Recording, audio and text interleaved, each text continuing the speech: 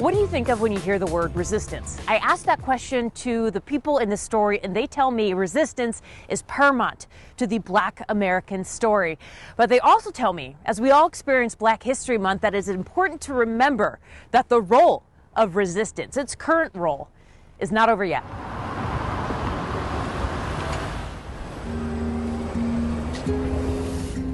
You'll have to work with me here. Take a minute to hang out with me in the studio of Aramis Hamer. I'm living in a magical, mystical miracle, and I'm so grateful.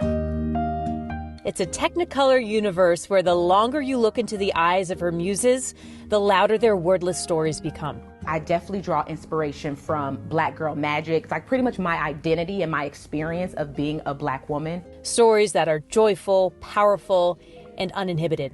I wanted to create a space for these women so that they felt safe to do that. Because we also live in a world where, especially Black women, are not given the space to be confident and powerful and strong because the world is just trying to dim that light. Art is a powerful medium for any message, and for Black artists, it's a way to document history and what's needed to go into it, to change it. I incorporate a lot of change throughout my work because I love the idea of liberation and realizing that, one, we need to break free from these chains, but also, two, we're all connected. Art inspires us, empowers us to go out and change what needs to be changed. Lanisha DeBartoleben is the president and CEO of the Northwest African American Museum located in Seattle, where the role of resistance is on display. Resistance to me is a roll call of all of the African Americans, everyday folks who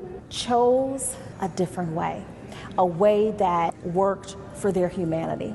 From abolitionists to civil rights icons, resistance through history is how we got to where we are today. But as Lanisha tells us, the need for it has not ended with the passing of time. The great Black thinker John Henrik Clarke said history is just a starting point. There's so many people that are hurting, and resistance is an avenue to bring healing and to bring change to those spaces, those hearts that need it.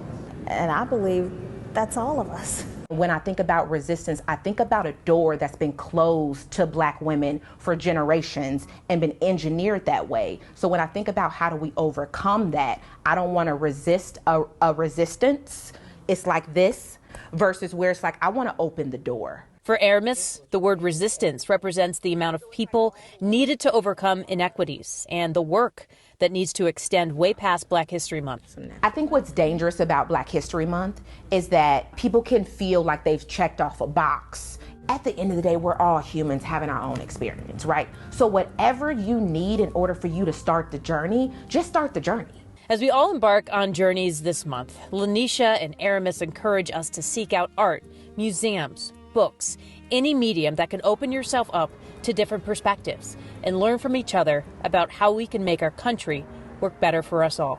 The most important thing was like the root of your question, which is just stay open. Just stay open, examine your previous beliefs and question them too. It's like, where did this come from? Why do I feel this way? When you start bringing up more questions, you start to peel the layers back. And then when you peel those layers back, your beliefs can crumble. Vanessa Mashania, Scripps News, Seattle. Thank you for joining us this week for our episode on Black History Month. Join us next week. We're taking a look at issues of education. We'll take you to one college campus where students are exploring how artificial intelligence could help those who are visually impaired. Until then, from Providence, Rhode Island, I'm Chris Stewart, and this is The Race.